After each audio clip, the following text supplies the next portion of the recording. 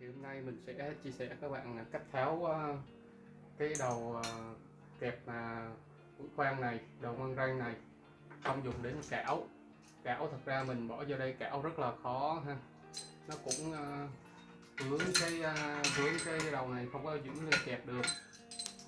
Nếu mà bạn mua cái loại cảo để kẹp vô đây phù hợp thì cũng rất khó. Nếu mà dùng búa rồi mình dùng cái vật dụng để mình đục ra thì nó dễ bị biến dạng và dễ bị hư cái đầu khoan này, có thể va chạm nhiều. Hôm nay mình muốn tháo cái đầu khoan ra để mình độ lại cái đầu kẹp và đầu siết mũi khoan khác. Tại vì cái đầu zin của nó, cái loại này Nhật bãi, thành ra đầu zin của nó là nó sẽ là khác so với những cái mình mua ở đây. Thì hiện tại mình mua được cái đầu khác thì nó vặn vô đây rất là khó siết cho đến mũi khoan không chặt. Thì hiện nay mình sẵn mình tháo ra rồi, mình sẽ chia sẻ cách tháo bằng con lục giác và con tán M6 này ha. Rồi các bạn theo dõi mình làm. Thì mình sẽ mở cái đầu khoan này cho nó rộng ra hết cỡ, khi nó vừa lọt được con tán này vô nè. Thì đây mình sẽ mở ra,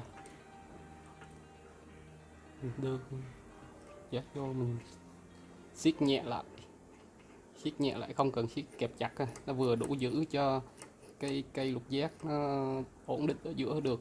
Mình sẽ tùy kéo rút xuống và mình vặn lên từ từ. Đó. Rồi khi mà vặn lên từ từ cứng rồi, này về chỉ tháo ra 1 phút 30 giây thôi các bạn.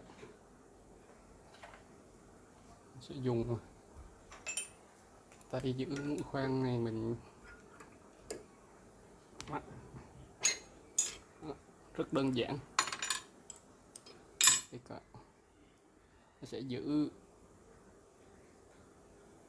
có 3 cái máu, nó sẽ giữ tương đương vào 3 cái cạnh của con tán. Và khi mình vặn thì con tán sẽ giữ lại, và cái cây đầu lục giác này có thể chổi lên trên đây để nó đẩy ra. Thì hiện tại là nếu mà trường hợp mà các bạn có thể, đây là mình không cần mài luôn cái đầu ốc này. Nếu mà các bạn làm nhiều các bạn có thể mài đầu ốc cho nó côn, cho nên lúc nào nó cũng giữ vô tâm, vô cái lỗ trên cái đầu trục khoan hết. Rồi bye bye, chào tạm biệt các bạn.